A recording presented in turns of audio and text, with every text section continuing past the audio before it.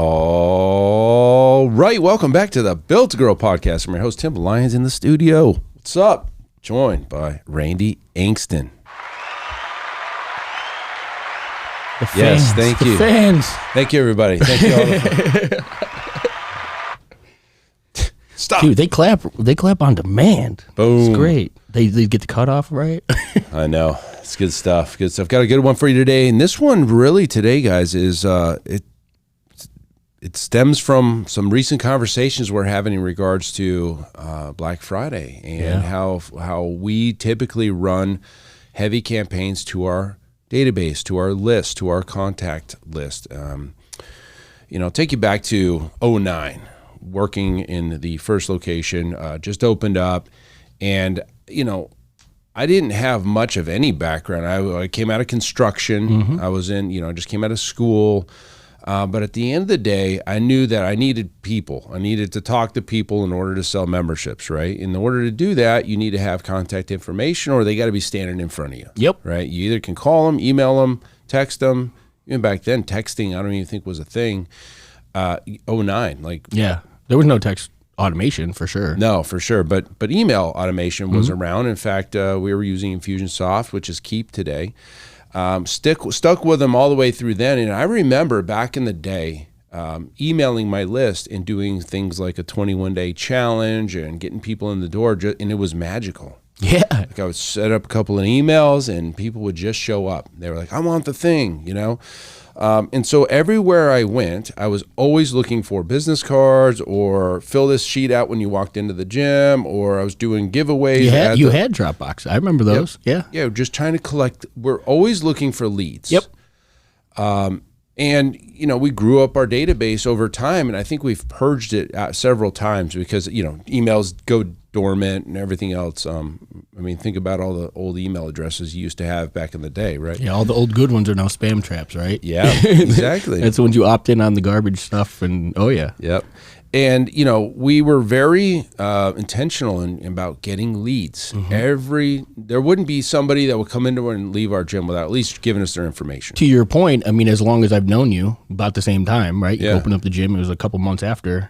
I know that the goal was 1,000 roughly 1,000 leads per year of business. Every year felt like we needed to add about 1,000 leads to that list. Yeah, back then. Now I can add 1,000 leads in a couple of months. Yeah, doing paid marketing. Back then we weren't doing paid marketing. We were doing, grassroots stuff. And we took it for granted, I guess. Maybe me thinking everybody understands this process. You've got to build your list. There's a big difference between owning your own traffic and having to pay for traffic. And so if you're thinking about traffic as just people clicking onto a landing page or your website, if you have a database full of leads, you can just send those people for free. Other than the cost of the software, send them to your website versus going out into Facebook or Instagram or Google and paying for traffic. So, correct. Gym owners are pretty good in today's day and age about paying for traffic. Yeah, I think that's become the understanding, the norm. That's the status quo nowadays. Yep, you're going to go ahead and get leads that way. But what gym owners fail to, execute on is after that initial 14-day period of a fresh lead being in your database, trying to get them to book an appointment, a lot of them just fall off the end of the table and never talk to those leads again. Yeah. And it's interesting because now here we are coming up on Black Friday. We got to start talking to those leads because we've got some great offers we want to give them. And if you haven't talked to them at all for 6 months, you're going to most likely get who are you, spam, delete, junk folder, all the stuff that you don't want to have happen versus them taking action on your offers. Correct. And so we got to fix this. We got to fix this as an industry. We got to fix this as anybody listening to this podcast. We're trying to help you out here. And so, what are the things that we can do to maybe re-engage some of these past leads on your list? Oh, before we dive into that, I want to kind of just pre-frame why we do it. Right, in order to have somebody in a position where the opportunity to sell them is there, they need to have some form of trust, and respect for you. And the way that is earned Actually, Tim Grover said it perfectly when he was closing out from the event that we were at last time. He goes, everything starts with doubt. Everything is doubt first, right? Your your prospect, that lead, they doubt what you can provide them. They doubt their own ability to get the results. They doubt, everything's doubt. Then belief comes in, and that's earned through providing value, building some of that relationship, and then eventually trust takes place. And that's where you really have the right to ask for the sale.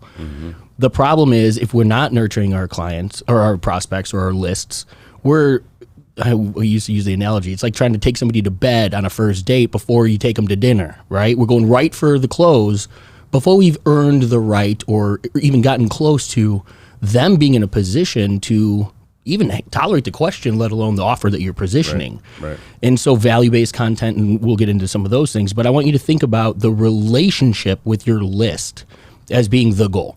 The sale is an end goal, but if you don't have the relationship and that doesn't take place first, you don't have the right to ask for that sale. Yeah. And the chances that you actually do convert a sale from somebody who's cold is almost none. It's fractional at best. And really the thing that we have to understand is that there's people on your list right now that are itching for what you have as a solution. Yes. And if you give them the offer, they're going to bite. Like they're going to bite. But everybody else, which is going to be the masses, are going to know what the hell you're talking about. They're not even going to remember opting in.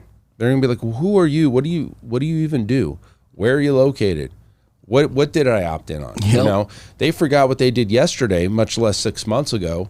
So we've got to get back in their good graces. Yeah. And it's not that hard. I mean, honestly, if you start putting some things together right now, like what we're going to go over, you could get back in some good graces, and they're going to remember why they opted in. Absolutely. Like, oh, that's right. I had that marathon thing coming up, or whatever, the wedding or whatever it was that got them to take action in the first place. So, one of the first and very easiest things, simplest things that you could do is reintroduce yourself to your list. Yep. Apologize. Hey, it's been a long time. I'm sorry I haven't really reached out, and just throw yourself on the table and be like, yo, I neglected you guys. You came to me and I wanted something in the past, but hey, here I am now. I would love to get you some more information. If you don't want to hear from me, you can just give them an opt-out right there. And that's actually best practice today. In the back in 2009, when I was doing it, was all about getting as many leads as possible. In today's day and age, that could actually hurt you. Sure. If you continue to email to dormant email addresses and spam traps and people that aren't opening your email. What happens is there's this giant algorithm happening in the background in Gmail, of course, the biggest one, is watching who's opening your emails. Yep. And, if you're not getting anybody open your emails, they're going to start throwing you in the spam, promotional, junk folders, and you're never going to get your stuff seen. Which means that the people that you think you're emailing are never even seeing the emails you're sending across. Right. And so what you'll see is a dramatic drop in your open rates. Now, I was talking to Evan Samarian. Yep. There's so many changes happening right now. You cannot anymore, as of 2 days ago, if you're using a Go High Level or Active Campaign or Keep, for example, you cannot email from a service provider, like a mass email service provider, from a Gmail or Yahoo email address anymore. It has to be domain-based. It has to be domain-based. It has to be your website, tim@trainlegacy.com, right? Yep. That would be, or whatever. That has to be your domain. And then on top of that, there's 3 back-end things you have to do to tell the service providers that, Infusion Mail or whatever you're using is allowed to send emails from my domain-based email address, which is the DKIM. And then there's SPF records and DMARC and all these things that go in. The stuff so far over our heads, a lot of it, we just use specialists Evan. Pay him $400 or $500. He fixes everything for you in the back end, and all of a sudden your emails are being actually pushed through and into the inbox again. Yep. Right. And we've even seen this with some of the changes recently. We changed over one of our email service things and that fell off. And we, from the other end, started seeing a lack of open rates and things like that. And that's what caused us to go, let's go take a look at something, and found the problem that we did have in place that was no longer where it needed to be. And so to that point, and the only reason I'm bringing that up is because these are things that every business has. You're sending emails. Very, very few have gone the extra steps to authenticate those emails, have the DKIM settings in place, and all of those. So take that. That's your first lesson. That's your first takeaway. If you aren't confident that you have those things in place, reach out to us. We can connect you with Evan. Well, I know what you're thinking, gym owners. You're like, I have this email service provider, Go High Level or Active Campaign or Keep. They're supposed to do this for me. That's what you're thinking. Sure. Because that's what I thought. Yeah. Like, why wouldn't I be able to send emails? Because that's what that's what they're supposed to do, right? But what you have to understand is there's all these things have been put in place over the last probably 9 to 10 years because marketers abuse email.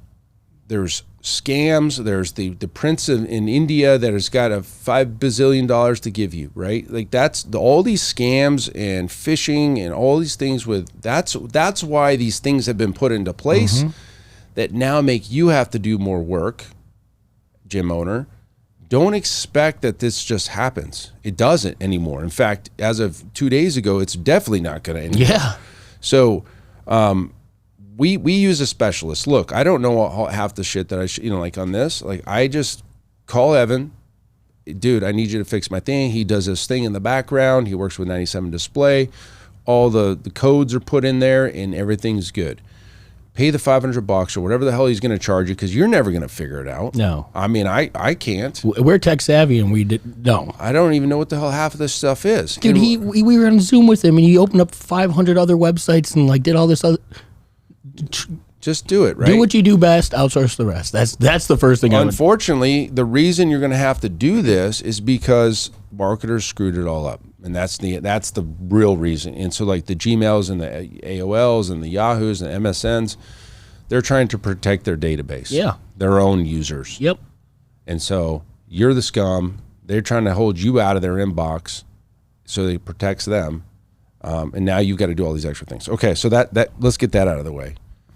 The next thing, so like I said, reintroduce yourself is a big one. Next thing is now, what do people want to hear from you about? You're a fitness professional, an expert in fitness and nutrition, wellness, stretch therapy, golf training, whatever the hell that is that you guys do, bodybuilding, all the things. Start pushing out content on that. There you go. And do it for free. Yep. Give it all away. Now, here's the big difference. If they're already on your list, give it all away to them because you got to build up their thing.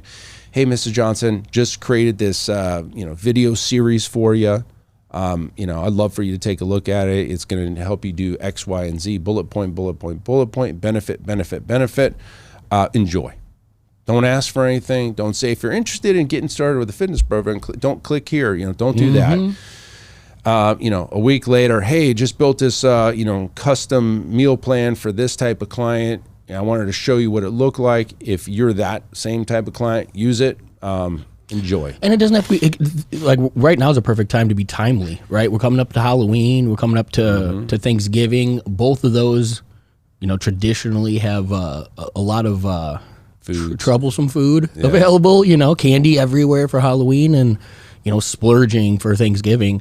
You could put together 5 healthy tips for surviving Halloween. Boom. How to avoid candy, how to make a better decisions, whatever it may be, right? Use the time of year and the things that are relevant to increase the fact that, that's going to be relevant to my client right now. They're going to find interest in this value. And that's the word that we're going to use a lot is the value. It's perceived value. It's what they see value in. And then frame it. The biggest thing my biggest recommendation is benefits over features. Nobody cares what you do. They care what they can get out of it. Yeah, the benefit. The benefit to the client. So I was working with one of our Iron Circle clients on his reintroduction, and he sent me his email the other day. And I'm not throwing shade at him at all, but just the way that we phrase things puts the person receiving that information in 2 different buckets, if you may, right? I can receive an email that says, okay, the gym offers semi-private training. They offer one-on-one training. They offer nutrition programming. They offer fascial stretch therapy. Okay, those are great. Those are things that they feature, that they offer. What is it? But what does it do for my client, right? We offer semi-private training so that you, blah, blah, blah. We do nutrition programming so that you, what is the benefit the client receives from each of those services? If you can rewrite those sentences so that it's solely framed in the benefit of the client, they're going to be that much more engaged. And that's some of the psychology that goes into marketing. And without having to go deep and learn all of those things, just remember so that it doesn't matter what you do, it's how they receive it and the benefit they walk away with. If you can frame your emails in that, you're that much further too. Yeah, benefits. So you're right. They don't care about what you do until it's what do they get out of it. So what else? What are the other things? Yeah, I like the holiday survival guide. We've done that for years. You can actually use that as a lead magnet. So what is a lead magnet? Let's get into that because this is not known globally, right? So basically, I look at a lead magnet as a virtual bribe. Yeah. I've got something you want. You got something I want, meaning your lead information. Give me your lead information. I'll give you the thing you're looking for. And everybody's seen these. I mean, you guys have opted into plenty of stuff out there. But now here's the kicker with the whole thing. Like, you need to stay on top of those leads, especially in the first 5 days when they downloaded that thing. Stay on top of it. Remind them what they downloaded, right? Because they may download 10 things today and have no idea what the hell make sure they consumed it, right? Yeah. So let's just say it was the holiday battle plan. Survival guide or whatever. You can have zombies on there. There you go. Camouflage and stuff. And it's a PDF, ebook, a cheat sheet, whatever it is. Done professionally, very nice. They opt in on a landing page. You could use Keep, go high level, click funnels, unbounce, whatever the hell you want. It doesn't matter. They give you their information. I would at least, at a minimum, get their first name. You don't necessarily need their last name right up front. Definitely their email address. And if you can, maybe put an optional phone number in there, right? There's another one I'm going to tell you here in a second that we're doing that you're definitely going to get the phone number for. But at least the first name and email, that would be the minimum. The more fields you ask for, the less the opt-in it goes, right? Correct. So if you just ask for email and no name, no first name, you're going to get more than if you add a first name and an email, just FYI. Then they get the thing delivered. Now, you can do one or two things. You can let them download it on the thank you page, which is recommended. Or you can say, hey, it's coming to your email box. By the way, whitelist us and all these things that you have to do to get into the inbox. That's another whole topic another time. And then, really what you should do is start following up with them a few hours later. Like, hey, you downloaded the holiday survival guide. I really like page 5 where we talk about X. What do you think about that? Try to get some back and forth communication all the way for 5 or 6 days. Then put them into some long-term nurture and then start asking them to do something. You've just delivered value. Now start to ask them, would you like to come in? Maybe a trial, maybe a paid trial, maybe a membership, whatever. Yeah, and I think that one of the big understandings, or the things that everybody needs to understand when you're using email or marketing and you're reaching out to clients, is you have to meet them where they're at, right? Of course, we want them to buy today. That's the goal of everything when it comes to the business. We're going for that. We want that sale to take place, but that person maybe truly they've never even considered walking into a gym for the first time. They could be 40, 50 years old and it's still too big of a hurdle for them to cross. Or maybe they need to see those micro wins for themselves. And that's the goal of providing value. Give them an opportunity to win. You guys are listening to this podcast. We're giving you the strategy to go turn around and use, implement, see the success for yourself.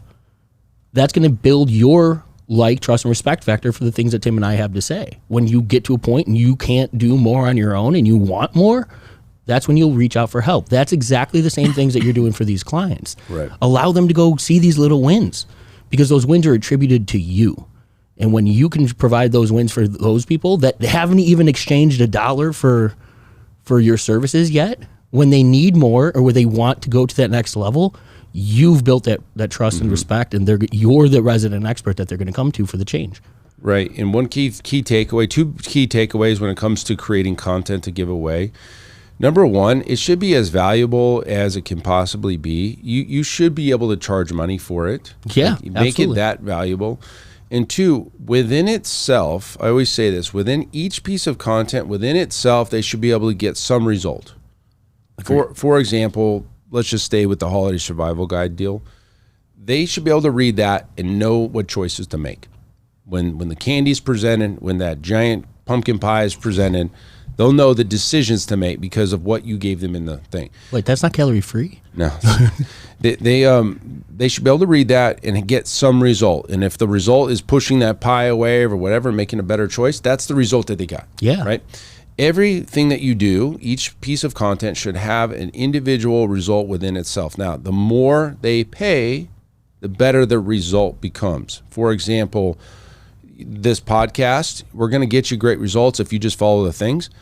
But if you were to pay us and come work hand in hand with us, you're going to get a much greater result because you're that much closer to the expert, to the solution, right? And we could look at things, and just like if they came into your gym, they're going to be much closer to you as the coach, and they're going to get better results with you because they are paying you to be there. That's the old value ladder. That's what that is. And so just each piece of content on the value ladder or whatever service it is should get some result within itself. Agreed, completely. All right. What else along nurturing client there? Well, did you want to get into you were talking about the text message. You want to get into that one? Yeah. So I would tell you that, I mean, emails have always been the gold standard, but I think the platinum standard now coming out is, as long as we can get through this whole texting debacle, I think getting somebody's phone number is probably the best of all, right? First name, minimum, and phone number.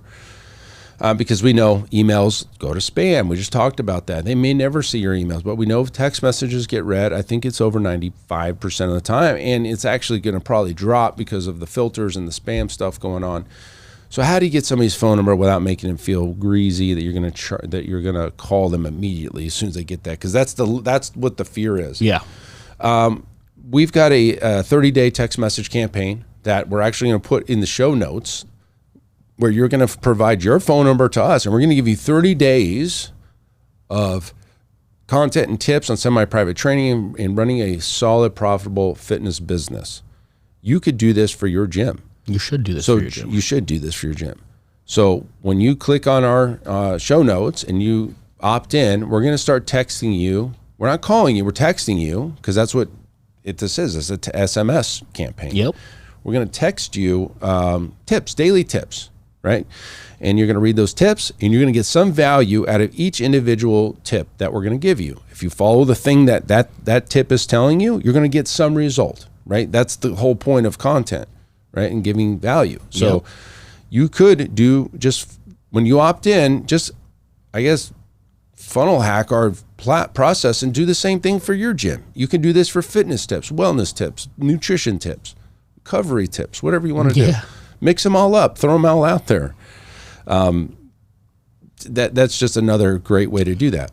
Without letting that go to waste, Tim just mentioned, put them all together. That goes back to what we talk about when we say poles in the water, right? Different things appeal to different people at their different phases of their journey, right? So maybe nutrition tips appeal to that, the group of people that diet is their struggle. They have the most gain when it comes to the nutrition that they're consuming. That is going to be relevant to that portion of your audience, if you may, right? Maybe the fitness side, maybe the recovery side. Like, each of these are designed to speak to a different group, even all within your same niche, but the little micro segments within your populace. Three totally different campaigns. Duplicate them, change the colors on them, and then just run 3 different sets of ads. Exactly. And then there you go. You get triple the opportunities, right? Because yes, if somebody's real good with their own fitness, but they suck at nutrition, the fitness stuff's not going to resonate. The nutrition stuff is. And if you run just the fitness one, you're getting 0 eyes. And let me ask you, Gym Owners, could you come up with 30 tips for nutrition, like in 5 minutes? Of course you could. You're a professional in this realm. So don't overthink how this doesn't need to be difficult. It shouldn't be difficult. Right. This should be you as a gym owner. This should be on your plate for the year. You should be thinking about these are marketing campaigns, lead generation campaigns. Everybody wants more leads. We hear it all the time, but it's not always just go run a short-term trial, a direct response campaign, right? This is the other end. This is the brand recognition, the building value. Yeah. You always hear the fortunes in the follow-up, but you're not following up. This is the follow-up, right? This is once the relationship's been created, let's take that person to dinner. Let's go walk that person down the journey before they're ready to buy. And to me, this is the most value to that you could engage in a list. It's continually providing value-based content to people that have raised their hand and said, "Hey, you're an option for my needs." Yeah, and if you ask any gym owner, they're going to tell you they want to run the long play. Like, yeah, I want the long play, but you act very opposite of that. Everything you're doing, everything you're doing is to try to get a sale today. And so, sure, could you continue to run some of that, but also bring some of this other? You absolutely should. In fact, it's only going to make your results better on the direct response buy now stuff. So do both. Absolutely do both. You should always do both. And then at least at the gym, we're doing a podcast weekly. We send out blogs weekly. We're doing trainer tips weekly. We got a Facebook group for our clients. Weekly stuff going on in there. Always giving out plenty of content. And I think Jim should have a podcast. I really do. The point of being able to communicate to your clients for 15 to 30 minutes and have them engaged on a topic that's relevant and a need in their lives. This is one of the only platforms you're able to do that. Yeah, podcasts are still very unique in that aspect. There's not an email, it's not a text message, it's audio, 15 minutes in their earlobes, right? Tickling the earlobes and just tantalizing the senses. It's a totally different. They can feel emotion, they can feel tone. You can, get stern and aggressive with somebody, guys, you got to do this. And that's what I'm telling you right now. You have to do this. Yeah. You got to do what we're telling you guys. So anyways, listen, I think we don't want to beat a dead horse here. Collect leads. Phone numbers are great. Definitely get emails. Deliver content. Reintroduce yourself to your list. You got Black Friday coming up. Give value. Each piece of content should have value within itself. The closer they get to you, the more they pay to you as the expert, the better results are going to get. And repeat the process over and over and over again, and you will win the game. You can automate that too. Once you build, we have long-term nurtures. A lot of the value-based content that we've created once goes into the long-term nurture, so that when somebody does go into that, they're consistently nurtured for the rest of the year. Now I think we have 4 years worth of content, right? But that's a system that we've set up one time. That every single time one of our prospects sits in that seat, the system is doing that work. It's not like you have to think about, or Zach doesn't have to go, oh, what email am I going to send to my nurture? We've done that work. And so, again, while you're doing the work, the first round, put it into a system like Keep, like our client lifecycle automation, long-term nurture sequence. This is going to take the work that you feel like you have to do every week, and it's going to move it to, you might have to do some initial. You have to change things. You have to have some of that up front. But once they're in that bucket, the system takes over and it does the work for you. Another great, easy win to help make that process a little easier for you. There you go, guys. Hopefully that helps you. Go do the work. It doesn't just happen. So go do the work and let us know how you do. We'd love to hear from you guys in our Facebook group, as well as if you wouldn't mind giving us a 5-star review on the old Apple iTunes. That would be great. Right, Apple Podcast. Not iTunes. Sorry. That's it for this episode. Until next time, keep changing lives. We'll see you on the next show. Bye. All right. And thank you for listening to that episode of the Built to Grow podcast, where we help gym owners win. Now, do you want to connect with me and other gym owners online? All you need to do is join our private Facebook group, Business Talk with Fitness Professionals. Just head on over to Facebook and type in Business Talk with Fitness Professionals. And when you do, we're going to give you our 10 marketing strategies 7-figure gym owners use to win. I look forward to seeing you in the next episode. Until then, keep building something great.